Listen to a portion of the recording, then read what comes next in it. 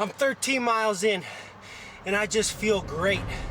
My legs are tired, but I'm just locked into the zone right now, and my mind is just willing my legs to keep moving forward. The run is going better than I thought, but I'm just reminding myself that I love doing this. There's something about running by yourself without headphones, and it's just you against your thoughts. And I love doing this because you can just transcend what you think is possible in the moment. Just a normal everyday training run can turn into one of these. And I just keep telling myself I have the endurance to keep moving forward until the end. And it's not just about the run, it's about life. And when you're a follower of Jesus, he calls you down a hard and narrow path, but the just loving purpose that you get when you just go all in and just surrender to him, it's just nothing. It's just the best thing imaginable. And he's just powering me right now. So 5 more miles to go. Let's go. This is the Transcend Endurance Coaches Training for a marathon hybrid style.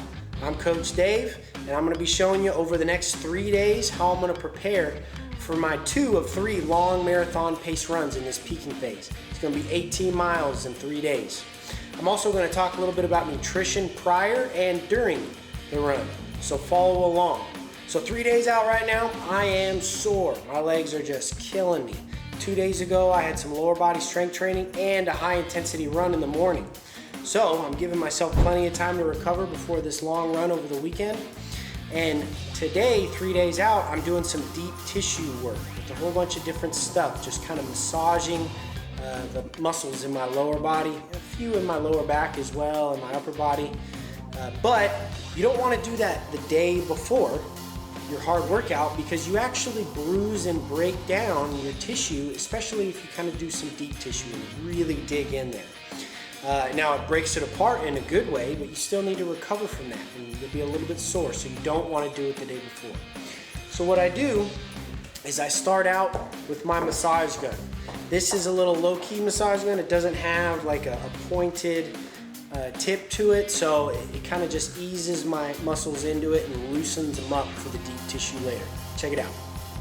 Now I'm going to dig in with the knobby foam roller.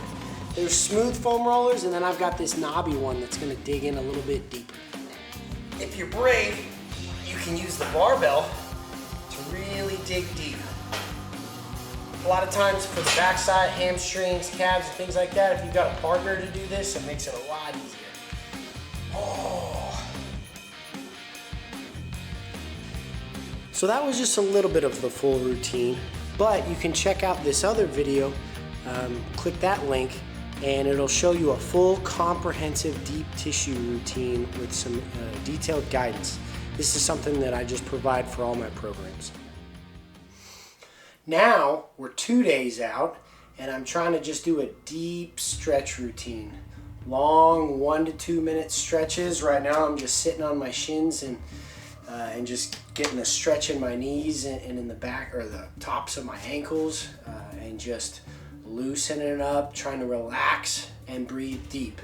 I got a whole nother video of a comprehensive, just deep flexibility routine you can check out as well. And then there's even short or moderate length versions to those videos as well, depending on how much time you have. Now, 1 day out, I'm starting to work on dynamic mobility. So yesterday, I improved the range of motion, just relaxed, improving my flexibility, so able to get into deep ranges of motion. Now today is all about dynamic stretches, getting deep, holding them, moving through them, a little bit more like yoga, okay? Definitely a little bit more difficult, but now we're gonna just improve how we can use our muscles tomorrow after we just increase their range of motion passively yesterday. So now it's all about active. Oh, and again, just like the other routines, it is gonna be linked up at the top. I've got a full dynamic mobility routine. There's both short, moderate, or normal length, and comprehensive as well. I'm going to show you the comprehensive one, so check that out. I'm also only 1 day out carb loading, but it's not an aggressive carb load you're gonna find like in a lot of the studies or the articles. Normally, I'm just going 300 to 400 grams of carbs on normal training days. And this day, I'm gonna add about 100 to 200. So I'm gonna go 500 to 600-ish.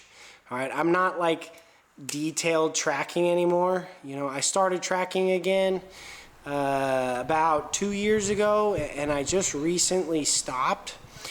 Just because I'm in such a pattern of eating that I already know pretty much how much I'm eating every day.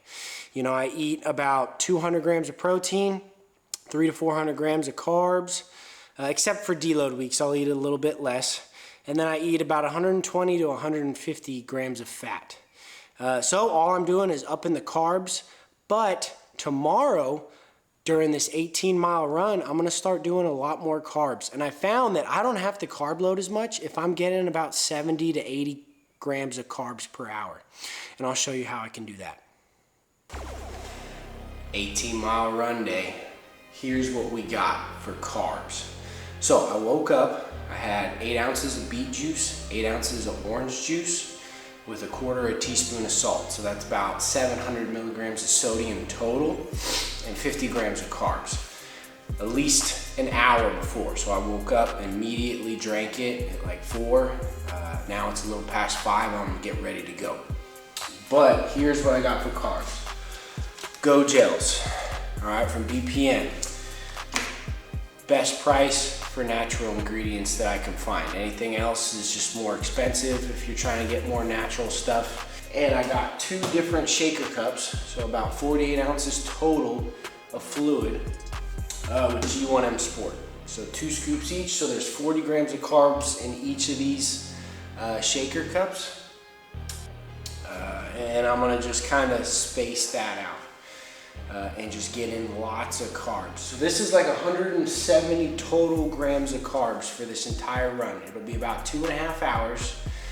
But yeah, it'll be 6 miles warm up, then 4 miles at marathon intensity, hopefully faster than 7:55 per mile, which is what I was averaging last week.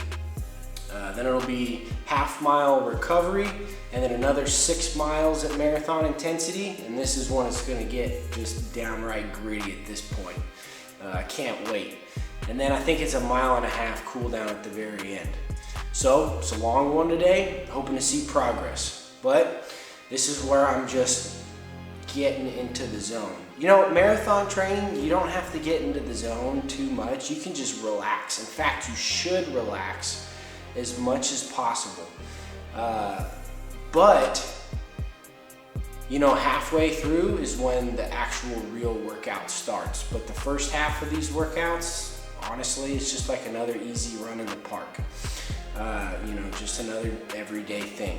But it's just small little bit of pain over time. But, you know, actually the first half of this 18 miles is gonna be really easy. 5 miles in, sun is starting to come up.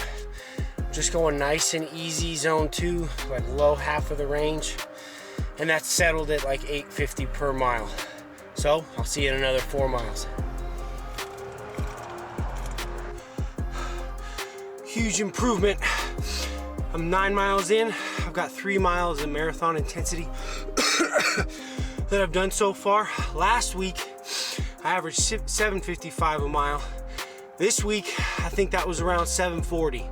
You know, around 155 beats per minute. I'll see you in 4 miles. I'm 13 miles in, and I just feel great. My legs are tired, but I'm just locked into the zone right now. And my mind is just willing my legs to keep moving forward. The run is going better than I thought, but you know, I'm just reminding myself that I love doing this. You know, there's something about running by yourself without headphones, and it's just you against your thoughts. And I love doing this because you can just transcend what you think is possible in the moment. Just a normal everyday training run can turn into one of these. And you know, I just keep telling myself, I have the endurance to keep moving forward until the end. And you know, it's not just about the run, it's about life. And when you're a follower of Jesus, you know, he calls you down a hard and narrow path, but you know, the just loving purpose that you get when you just go all in and just surrender to him is just nothing. It's just the best thing imaginable. And he's just powering me right now. So 5 more miles to go. Let's go. 18 miles done. I need some food. It went well. I'm happy with it. Definitely an improvement compared to last week. Especially after the longest mileage week of my life. So that's 58 total miles this week. Most I've ever done. Really excited to go into my recovery week next week, and then I got one more peak week before the taper starts. And there's gonna be a 20 miler in there. But it's time to recover and just get ready to go to church here in an hour. Until next time.